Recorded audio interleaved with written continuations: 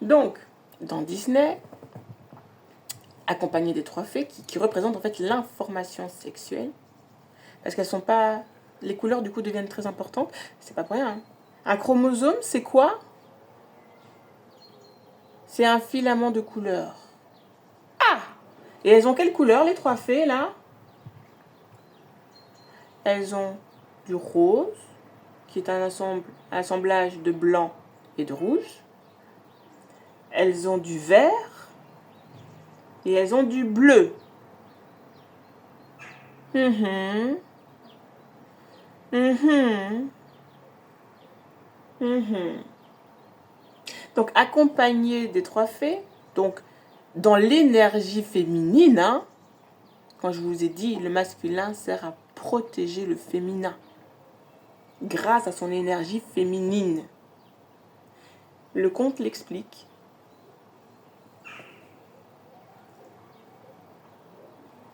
Il doit aller jusqu'au sommet du plus haut mont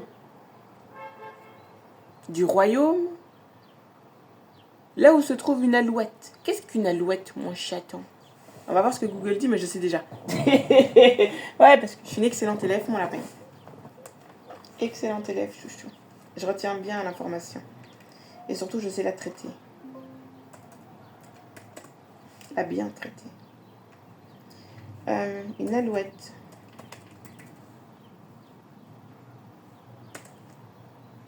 Ah, vas-y, toi aussi. Faut attendre que Internet te revienne, là. Vite fait. Bon, je vous le donne. En fait, l'alouette, c'est l'espèce de cloche qui se trouve au sommet des églises. Alors, à votre avis, pourquoi ils ont mis ça là? Et en plus, c'est ce qui se trouve au-dessus de la boussole, qui se trouve au sommet des églises. Pourquoi ils ont fait ça comme ça? Vous connaissez l'histoire de la création des églises en Europe?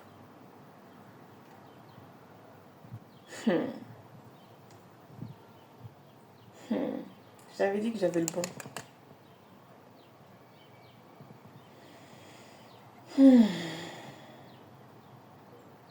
Qui symbolise le clitoris. Et là, je viens de comprendre un truc de dingue. C'est l'énergie de la puissance sexuelle.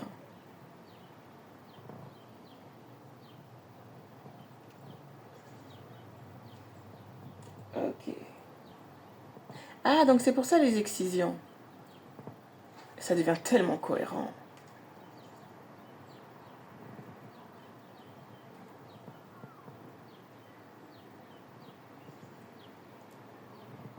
Et quand il arrive là-bas au-dessus, le prince... Bon, c'est pas grave, je ferai ça.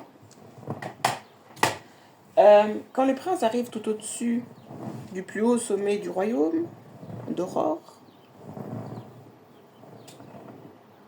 il tombe sur un espèce de dragon. Enfin, dans Disney, la méchante reine maléfique devient un dragon noir. Disney a vraiment un problème avec la couleur noire, c'est dingue. Hein? Et en plus, elle a des espèces de 2 cornes comme ça là tout. Ah oui, non, j'attends, on est bien d'accord. C'est Hathor.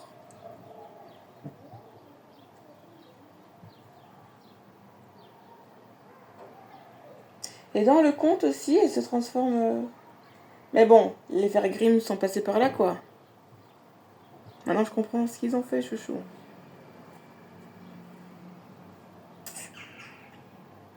Dinguerie. Et donc, elle devient un dragon. Bon, voilà, hein, j'ai parlé des légendes arthuriennes et pourquoi. Et je pense que...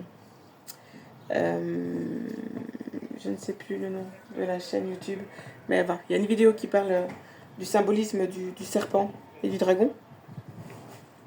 Pourquoi l'Europe a ce besoin obsessionnel de tuer des dragons? Parce qu'en fait, ça représente la culture des peuples mélanodermes. Voilà ce que fait les frères Grimm. Ils ont besoin d'effacer ça. Et Disney reprend et le fait parfaitement bien. Grâce au dessin animé. Hein? Dinguerie, quoi. Et donc, il arrive à terrasser le dragon. Donc, forcément, il terrasse le dragon. Donc, c'est lui l'élu. de la table ronde. De quel rond on parle? Hein? Et donc, ici, on arrive à la dernière partie de mon explication, qui est la symbolique de la cape. Comme je vous expliquais en plus, parce que dans Disney, regardez bien, la vilaine reine maléfique a une longue cape noire. Elle représente les mystères, l'énergie sexuelle.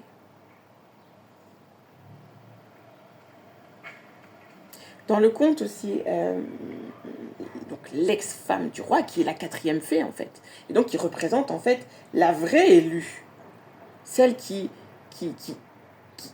va être fécondée. Mais regardez comment l'Occident voit la chose. Pour eux, en tout cas pour les descendants Yamnaya, c'est ce que je vous explique au début de la vidéo. Qu'est-ce qu'ils font avec celles qui sont prépubères? C'est pas moi qui le dis, hein, c'est la génétique. Et c'est qui la génétique qui n'a pas joué en sa faveur? Parlons d'un autre Disney, là. T'as vu?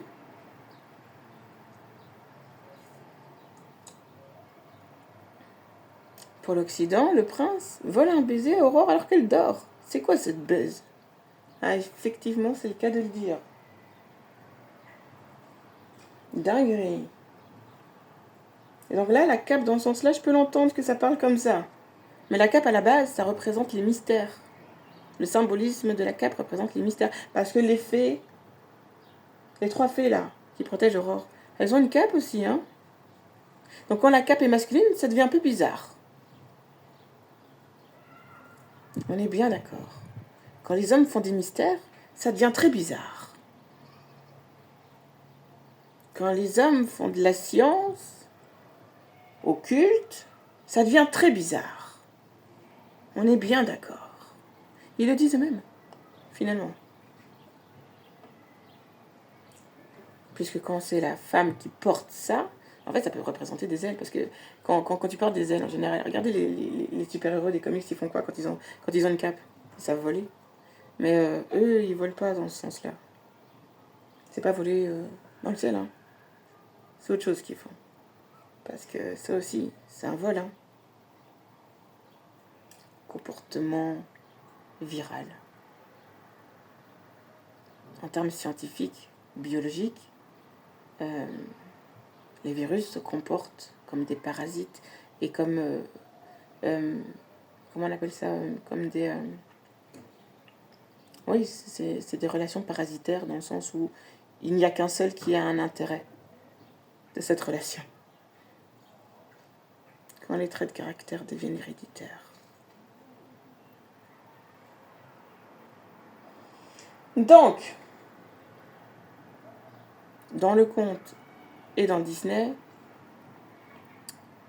le prince Philippe arrive à sauver Aurore. Parce qu'elle aussi, elle est plongée dans un sommeil de mort. Il la réveille, elle est contente, ils sont heureux, ils vivent heureux, et eurent beaucoup d'enfants. J'espère qu'elle était consentante. En tout cas, pour le conte, c'est bien le fait que c'est la mitochondrie associée à la mélanine qui sauve la vie.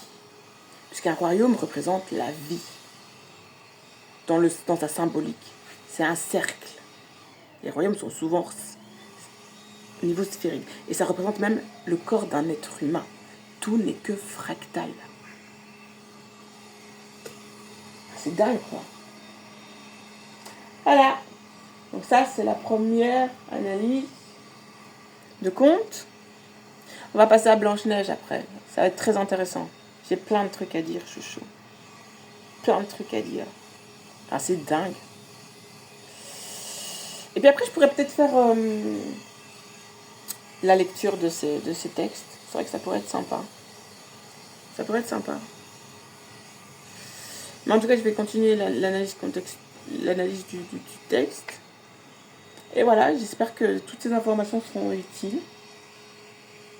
pour les gens. En tout cas, moi, j'ai décidé de reprendre. Je vais raconter les contes à mes enfants. Parce qu'en plus de ça, je peux les contextualiser. On peut les contextualiser. On peut les remasteriser. Disney le fait, pourquoi pas nous. Et donc voilà, je viens de vous expliquer tout ça en compagnie de mon roi, de mon Dieu, le seul et l'unique. Dingue. Bon, sur ce, je vais terminer avec un. Je peux terminer avec quoi? On clôture avec quoi?